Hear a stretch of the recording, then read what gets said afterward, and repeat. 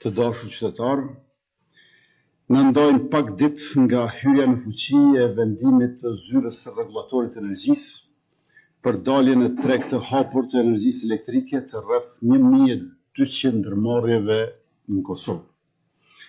Këto përbëjnë rreth 1% të ndërmarrjeve në vendin tonë, ato më të mëdhat dhe më të fuqishmet. Në mes në tyre, përfshihen edhe rreth 300 ndërmarrje që janë prodhuese, e të cilat si shpenzues të mëdhej preken më shumë nga zbatimi i kësaj reforme. Ne i mirë kuptojmë brengat e tyre në lidhje me sfidat e kësaj faze të tranzicionit, por është rëndësishme të theksojmë se ky proces nuk është i befasishëm. Ligji për energji elektrike është miratuar që në vitin 2016. Faza e parë e liberalizimit ka filluar në vitin 2017 me daljen e 3 ndërmarrjeve të mëdha në treg, ndërka që faza e dytë është shtyrë disa herë në 8 vitet e fundit. Shqipëria dhe Maqedonia e Veriut e kanë zbatuar këtë reformë vite më parë, e duke përfshirë një pjesë shumë të madhe të bizneseve, ndërsa bizneset tona kanë përfituar ndërkohë nga tarifa të rregulluara dhe subvencione direkte të faturave të bizneseve në vlerë prej 26 milion euro.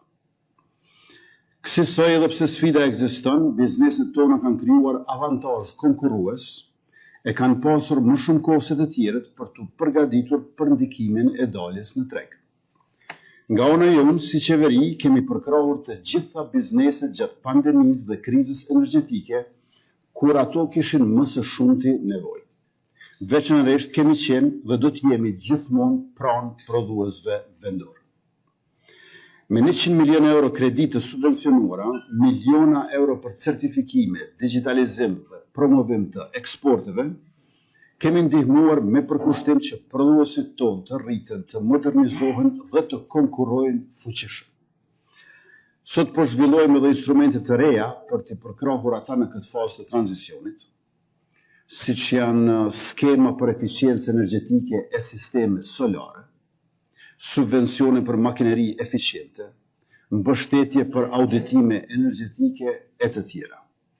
Njëkohësisht po komunikojmë, bashkëpunojmë ngushtë me prodhuesit dhe odat për të sjellur komunikim më të mirë mes bizneseve, rregullatorit e furnizuesve, me qëllim të mirë informimit dhe rritjes së konkurrencës që i shërben bizneseve dhe interesit publik.